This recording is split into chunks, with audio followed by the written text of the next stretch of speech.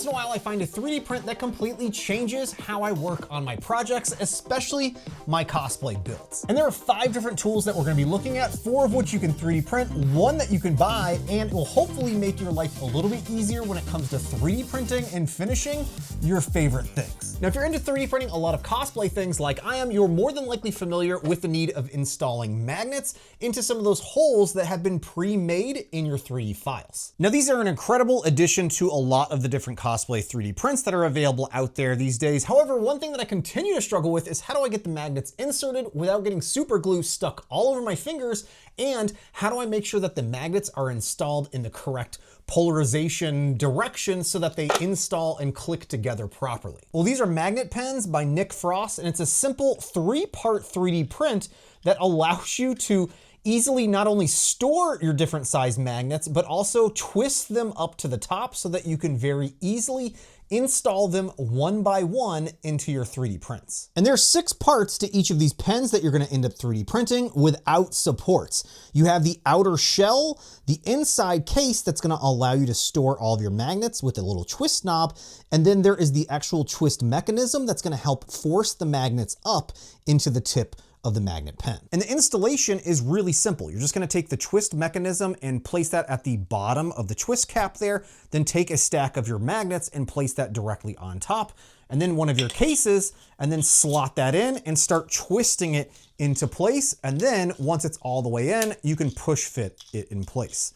Now you should be able to twist your magnets directly to the tip of the magnet pen. And I printed all of these on the Elegoo Centauri Carbon, and it doesn't have multicolor capabilities yet. However, I did end up getting the texture here on the bottom for the indicator of what magnet size that I'm using on each of these by using the text tool and then using the cutout function for the text on the bottom of those knobs. Now I can easily use these pens to keep my hands clean and clear of any super glue when it comes to installing magnets in my 3D prints. And another thing that I love about this model is that it comes with a Gridfinity base to help keep everything organized. And those magnet pens are perfect for any model that already has holes pre-designated in them for magnets. However, what happens if you have a 3D print that doesn't have a spot for magnets? That's where I have a really quick and simple print. These are the Cosplay Helpers that you can easily insert magnets into and then glue these attachments directly to your 3D prints to allow you to add magnets just about to anything. A great example of this is this Punisher Iron Man helmet from Nikko Industries that did not have magnet holes already pre-built into them.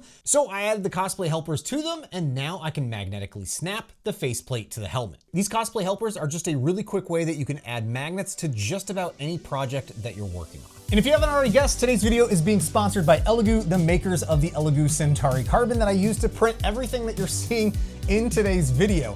And if you haven't already picked up one of the Elegoo Centauri Carbons, you are in luck, because Elegoo is actually running a Black Friday sale currently a month in advance on the Centauri Carbon, where you can save, I think it's 20 to 30 bucks on this 3D printer. It's already an incredible deal for a fully enclosed Core XY 3D printer, but this just even sweetens the deal with this little extra bit of savings. Plus, Elegoo is running a ton of different promotions during their Black Friday sale that you can check out over on Elegoo's website. They're even doing weekly giveaways leading up all the way to the actual Black Friday, where you can get a chance to win a bunch of their different 3D printers. One other thing that I want to call out is they have a bunch of different bulk sales going on their different resins and filaments. You definitely want to take advantage of that while these are on sale. And as usual, if you're interested in more information about any of Elegoo's products, you'll find links to those down below. And this is really a print that I want to highlight that came off of the Elegoo Centauri Carbon in 3 hours and 30 minutes. This is an MF Doom mask that was printed in Polylite ABS and their glitter sparkle purple ABS, and it turned out so good printed at 0.2 layer height. However, I want to see if I can get this even smoother by doing something that I've never done before, which is vapor smoothing. And to do that, I want to make sure that this is propped up so that it's not sitting in any of the acetone. And that's where our next set of 3D prints come into play, which are just magical in my opinion when it comes to actually painting and finishing any of your 3D prints. These are paint stick stands by Foxheadworkshop, and it is absolutely brilliant, and I have no idea how I didn't think of this or someone else didn't already think of this as a tool that you can 3D print and use with those free paint sticks that you can find at Lowe's or Home Depot or basically any store that offers paint. And what's awesome about this is that it works with any of these. So this is from Lowe's, Home Depot. You can just walk in there like I've done and grab a whole bunch of their paint sticks and walk out. You don't have to pay for these or anything like that. You can just grab them and go. And what I love about these files is just how many different variations of them that are available for you to print. So you have a whole bunch of different sets that work with the larger paint sticks and then smaller paint sticks that you can typically find at most of these stores. You have a bunch of different base options, like this flat base to a long, narrow base to one that is perfect for printing and painting for your helmets. And they've even included files that you can use with the alligator clips. And what's nice about them is since they have these flat edges to them, you can use that to your advantage with painter's tape to tape these directly to the object that you're trying to have painted so that it stays balanced in place. These are a set of prints that are going to become an absolute staple for me moving forward when it comes to finishing any of the projects that I'm working on. And if you're not familiar with vapor smoothing, that's the process of using acetone and its vapors to smooth out the layer lines of your 3D prints. This only works with ABS and ASA. You're gonna need a plastic bin, something to lift up your objects, and then you're gonna need some paper towels, as well as gloves and a respirator so that you're not breathing in any of those acetone fumes. You also should be doing this outside or in your garage or just somewhere that's well ventilated. I also printed all of the paint stands in PLA and PETG, which I knew weren't gonna react to the acetone vapor smoothing throughout this process. I also cut one of the paint sticks so that I have a shorter stand that I can work with. Then it was just a matter of balancing the MF Doom mask and setting it inside and seeing how it reacts to the acetone. Now here it is after 2 hours of the vapor smoothing. It looks a good bit smoother and definitely feels a good bit smoother. However, I'm gonna put this back in there and let it go for even longer. And after letting this sit for 6 hours, here are my results. It is definitely a good bit smoother and glossier in some areas, but on the crest area, it is still a little bit rough, and I feel like it probably could have sat in there for another hour or two to get the full effect. But I can really see why this is such a popular method of smoothing out your prints without having to do barely any sanding whatsoever. And just as a comparison, here is the raw ABS print compared to the Vapor Smooth print. Both of these look really good, but the one that was Vapor Smooth definitely is a whole lot smoother. Another interesting result is the actual stand that I used in the vapor smoothing chamber. It is also a little bit glossier. I don't think this necessarily impacted it in any way. I don't think it really helped smooth down any of the layer lines. It's just the overall surface quality of the PLA and PETG prints are just a little bit glossier. Now, I couldn't make this list without sharing my Cosplay Calipers that I created years ago based off of something that I saw from Nikko Industries.